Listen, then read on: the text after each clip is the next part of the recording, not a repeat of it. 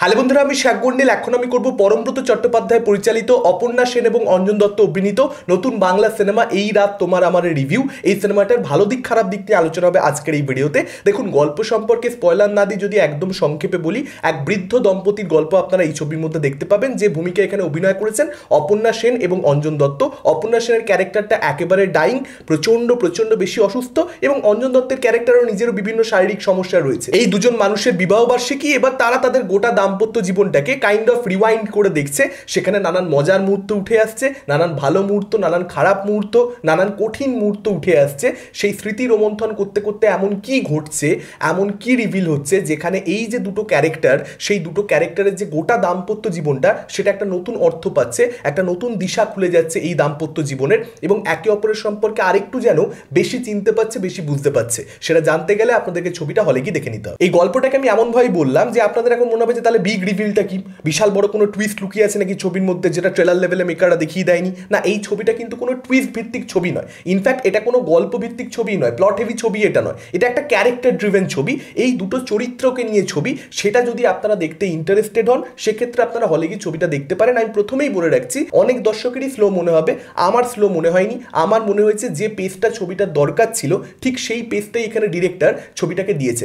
সাবজেক্টও dictate করে দেবে যে কোন ছবিটার পেসটা কিরকম হবে। ইয়ং সুস্থ মানুষজনদের জীবনে একটা পেস থাকে, খুব স্বাভাবিক একটা ব্যাপার। এখন তাদেরকে নিয়ে ছবি হলে, রমকম হোক, অ্যাকশন ছবি হোক, সেক্ষেত্রে সেই ছবিটার মধ্যে ইটসেলফ পেস থাকবে, একটা ফাস্ট পেস ছবি হবে। কিন্তু সেই জিনিসটা এই ছবির মধ্যে আপনারা পাবেন না, সাবজেক্ট সেটা নয়। তো ট্রেলার দেখুন, ট্রেলার দেখে যদি মনে হয় যে এই ছবিটা আপনার দেখতে ইচ্ছা করছে, তাহলে এই ছবিটা দেখতে যান। সবার আগে এটা বলে রাখা দরকারি, আদারওয়াইজ হতেই পারে যে এই ছবিটা আপনি হলে গিয়ে দেখলেন এবং আপনার প্রচণ্ড খারাপ লাগলো, এবং এর পরবর্তীতে ছবিটাকে নিয়ে আমি যা যা প্রশংসা করব সেগুলো কেন করছি আপনি বুঝতেই পাচ্ছেন না, কারণ আপনি এই ছবিটা দর্শকই নন। দেখুন, পরমব্রত চট্টোপাধ্যায় সত্যি বলে সত্যি কিছু নেই ছবিটা কয়েকদিন আগে মুক্তি পেয়েছে, গত সপ্তাহে মুক্তি পেয়েছে। তার পারফরমেন্স আমার খুব ভালো লেগেছে, আমি প্রশংসা করেছি। কিন্তু পরমব্রত চট্টোপাধ্যায় দ্য অ্যাক্টর যে জায়গাতে থাকবে, তার থেকে অনেক অনেক উপরে আমার কাছে পরমব্রত চ্যাটার্জি দ্য ডিরেক্টর থাকবে। স্পেশালি সে যখন সিনেমা হলের জন্য বড় ছবি বানায়, সে যখন ওটিটি প্ল্যাটফর্মের জন্য ওয়েব সিরিজ বানাচ্ছে, আমি শিওর নই যে সে ভালো কাজ করবে কি করবে না, কারণ ওটিটি প্ল্যাটফর্মের কন্টেন্টগুলো সব ক্ষেত্রে আমাকে প্লিজ করতে পারেনি, তার কন্টেন্টগুলোর কথা বলছি।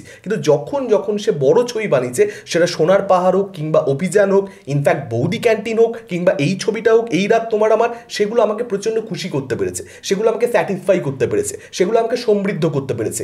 এই রাত তোমার আমার একটা এমন ছবি যেটা আপনাকে সমৃদ্ধ করবে। ট্রেলারের মধ্যেই দেখিয়ে দেওয়া হয়েছিল বাবা মায়ের বয়স হয়েছে যথেষ্ট, তারা অসুস্থ, এবং সন্তান তাদের সঙ্গে থাকে না। সন্তানের সঙ্গে, অর্থাৎ পরমব্রতর ক্যারেক্টারের সঙ্গে অঞ্জন দত্তের ক্যারেক্টার, অর্থাৎ ছেলে এবং বাবার, তাদের সম্পর্কের মধ্যে একটা টানাপোড়েন রয়েছে, একটা মনোমালিন্য জায়গা রয়েছে, তাদের সম্পর্কটা কিন্তু খুব সুন্দর অবস্থায় নেই। এখন সেই জিনিসটা তো আমরা দেখতে পেয়েছি সন্তান ছবির মধ্যেও। রাজ চক্রবর্তীর সন্তান ছবিটার কথা এই সিনেমাটা রিভিউ করতে করতে উঠে আসবে, উঠে আসতে বাধ্য। ইমিডিয়েটলি রিলিজ করেছে জাস্ট কয়েকদিন আগে, তার জন্য নয়। ছবির বিষয়বস্তুটাই এমন যে কথাটা উঠে আসবেই কোথাও একটা।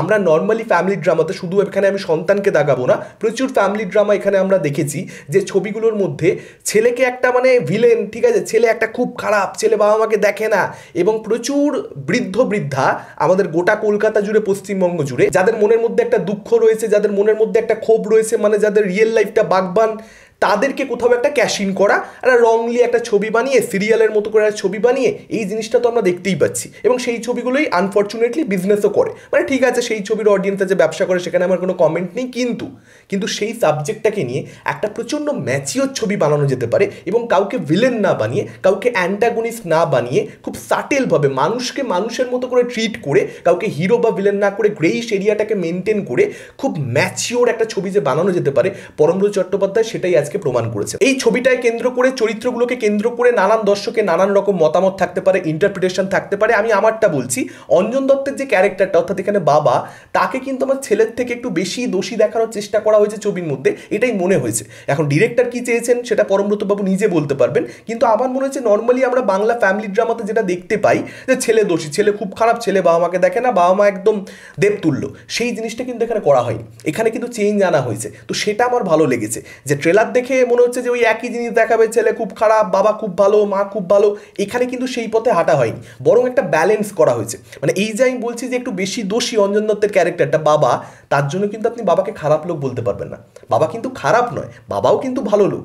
অর্থাৎ আমাদের সকলের মতন যাদের দোষ হয়ে যায়, মানুষের তো দোষ হয়, ভুল তো হয়, কিন্তু তার মানে আমরা সকলে যে খারাপ মানুষ তা নয়। তো সেই যে ব্যালেন্সটা রাইটিংয়ের মধ্যে করা, গোটা ছবিটাতে সেটা থ্রু আউট মেনটেন করা, এটা একটা ডিফিকাল্ট কাজ। সেটা এই ছবির মধ্যে দুর্দান্তভাবে হয়েছে। এই ছবিটা মাত্র 1 ঘন্টা 45 মিনিটের ছবি, অর্থাৎ 1 ঘন্টা 45 মিনিট এই চরিত্রগুলোর সঙ্গে আমরা থাকতে পারছি, একটা রাত মাত্র। কিন্তু যদি আপনারা এই ক্যারেক্টারগুলো, এদের যে দাম্পত্য জীবনটা, এদের মুখেই যে নানান গল্প 1 ঘন্টা 45 মিনিটে শুনছেন, ভালো খারাপ, কোনোটা টক, কোনোটা ঝাল, কোনোটা মিষ্টি, আপনারা সেই গল্পগুলো নিয়ে যদি একটু ভাবেন এবং ওদের দাম্পত্য জীবনটা কীরকম ছিল সেটা যদি একটু ভেবে দেখবার চেষ্টা করেন, ছবিটা হল থেকে দেখে বেরোনোর পর 5টা মিনিট যদি নিজেকে সময় দেন, চরিত্রগুলোকে নিয়ে, ওদের দাম্পত্য জীবনটাকে নিয়ে ভাববেন, সেক্ষেত্রে না আপনি বুঝতে পারবেন যে এই ছবিটা অনেক বেশি ডিপ।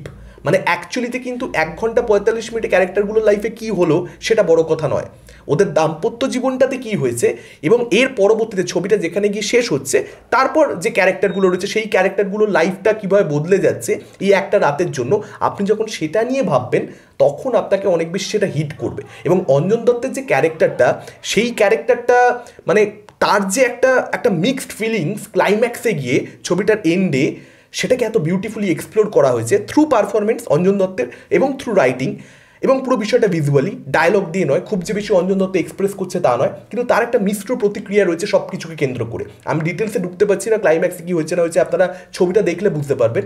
কিন্তু সেই যে একটা ব্যালেন্স, যে দু ধরনের ফিলিং রয়েছে ভদ্রলোকের, সেটাকে এত সুন্দরভাবে তুলে ধরা যে ছবির মধ্যে, really subtle and impactful and magical. Actually magical শব্দটা বলাই বেটার হবে। ছবিটা দেখতে দেখতে না সেকেন্ড হাফে, বিশেষ করে একদম শেষ ভাগে, আমার না দোসর ছবিটার কথা প্রচণ্ড পরিমাণে মনে পড়ে যাচ্ছিল। ঋতুপর্ণ ঘোষের ছবি, প্রসেনজিৎ চট্টোপাধ্যায় এবং কঙ্কনা সেন শর্মার অসাধারণ একটা পারফরমেন্স।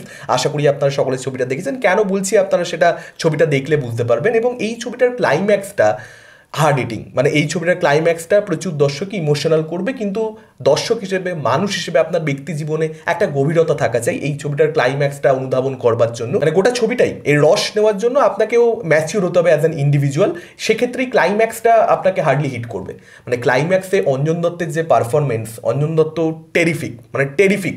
এই ছবিটার মধ্যে অঞ্জন দত্ত প্রচণ্ড ভালো অভিনয় করেছেন। তার পারফরমেন্স নিয়ে আলাদা করে একটা ভিডিও বানানো যায়, সিন ধরে ধরে আলোচনা করা যায়, তার ছোট্ট ছোট্ট পজেস, ছোট্ট নুয়ান্সেস, কোন সিনটা কি ডিমান্ড করছে, আপনি যদি ভালো করে ভেবে দেখেন যে এই চরিত্রটার এই জায়গাতে কি করা উচিত, মানে তার হাবভাবটা কীরকম হওয়া উচিত, তার এক্সপ্রেশনটা কী হওয়া উচিত, অঞ্জন দত্ত জাস্ট সেটা ডেলিভার করছে। এবং আপনি যা ভাবছেন তার থেকে বেশি অনেক সময় ডেলিভার করে দিচ্ছে।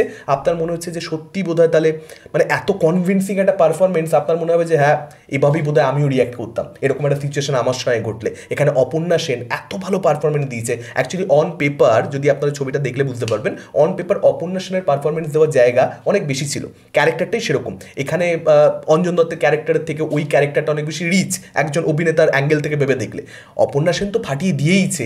কিছু জায়গাতে এরকম রয়েছে, যেটা আমার ব্যক্তিগতভাবে অ্যাজ অ্যান অডিয়েন্স মনে হয়েছে, যে অঞ্জন দত্ত কোথাও একটা বুঝতে পারছে সিনটার ডিমান্ডটা কী, ছবিটার ডিমান্ডটা কী, ক্যারেক্টার কার বেশি পাওয়ারফুল, এবং সে কোথাও একটা অপর্ণা সেনকে বেশি ভালো পারফর্ম করবার জায়গাও করে দিচ্ছে। এটাও কিন্তু একজন অভিনেতা হিসেবে বোঝা এবং এতটা বেশি সিকিওর হওয়া অ্যাজ অ্যান অ্যাক্টার, সেটা কিন্তু কোথাও একটা অঞ্জন দত্তের অভিনেতা হিসেবে ক্রাফট, তার যে বিশালত্ব, সেটাই প্রমাণ করে।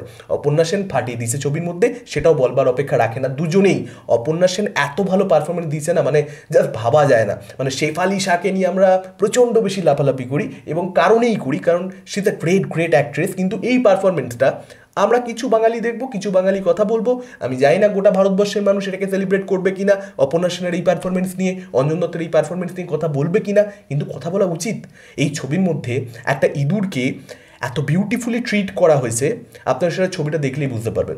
এবং সেটাকে এমনভাবেই, মানে ক্লাইম্যাক্সে সেই ইঁদুরটাকে ক্লোজার দেওয়া হয়েছে, সেটা এমন একটা নোটে ছবিটাকে এন্ড করছে না, বিউটিফুল বিউটিফুল। মালায়ালাম ছবি যদি এই স্ট্যান্ডার্ডের হতো, কেরালা যদি এই ছবিটা বানাতো, সিরিয়াসলি বলছি গোটা দেশ জুড়ে রেডে পড়ে যেত। কিন্তু যেহেতু বাংলা ছবি, আমাদের ইন্ডাস্ট্রিকে নিয়ে গোটা দেশ জুড়ে সেই সেলিব্রেশন নেই, আমরা খারাপ ছবি বানিয়ে বানিয়ে সেই জায়গাটাতে নিজেরাই পৌঁছেছে, যে কারণে এই ছবিটা কোথাও একটা চাপা পড়ে যাবে। এই ছবিটাকে নিয়ে অত বেশি কথা হবে না, সেটা দুর্ভাগ্যজনক। থ্রি অফ আসের মতন ছবি যারা দেখতে পছন্দ করেন, আমি কিন্তু কম্পেয়ার করছি না দুটো ছবির মধ্যে কোনটা ভালো কোনটা খারাপ বা একই স্টোরি, আমি কিন্তু সেসব বলছি না।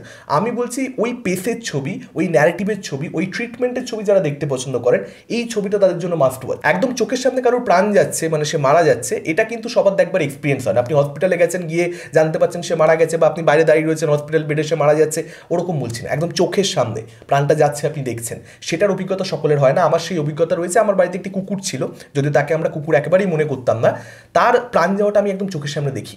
সেই এক্সপিরিয়েন্সটা আমার প্রচণ্ড পরিষ্কার, মানে আমি এখনও সেটা ভুলতে পারি না। এবং সেই জিনিসটা যখন মানে আমি ডিরেক্টলি কোথায় আসছে এই ছবিতে, কেন সেই এক্সপিরিয়েন্সটা আমার মনে পড়ে যাচ্ছে হঠাৎ করে, আমি সেসবে যাচ্ছি না। কিন্তু পরমব্রতবাবু ওই পার্টিকুলার জায়গাটাকে এত সুন্দরভাবে স্টেজ করেছেন, সেখানে পারফরমেন্স এত ভালো, এত বেশি রিয়েল লাগছে, এত বেশি অথেন্টিক লাগছে, যে আমার ওই ইমোশনটা, ওই যে একটা মানে অনেক বছর আগের কথা, সেটা 15 বছর আগের কথা মেবি, কিন্তু সেটা আমাকে ট্রিগার করে দিচ্ছে। ওই ওই ওই মেমোরিটা আমার হঠাৎ করে জীবন্ত হয়ে যাচ্ছে। এখানে বোঝা যায় ছবির সার্থকতা এবং পরিচালকের সার্থকতা। ফলত কিছুদিন আগে পরিচালক বলেছেন যে তিনি আর অভিনয় করবেন না, র্যান্ডামলি তিনি বেছে বেছে অভিনয় করবেন। আমার মনে হয় একদম ঠিক সিদ্ধান্ত, খারাপ ছবিতে অভিনয় করবার থেকে, কারণ বাংলাতে অভিনেতা হিসেবে টিকতে গেলে আপনাকে প্রচুর খারাপ ছবিতে কাজ করতে হবে, তার থেকে পরিচালক হিসেবে এরকম ভালো ভালো কাজ দর্শকদেরকে উপহার দেওয়া অনেক বেটার। আপনাদের কি মতামত ডেফিনেটলি আপনারা কমেন্ট করে জানাতে পারেন। যদি এই ছবিটা দেখা হয়ে থাকে, এই ভিডিওটা ভালো লাগলে লাইক করতে পারেন, শেয়ার করতে পারেন। আমাদের চ্যানেল নতুন হলে চ্যানেলটাকে অবশ্যই সাবস্ক্রাইব করতে পারেন। আজকে নতুন টাটা, চোখ ধরুন পরবর্তী ভিডিওতে।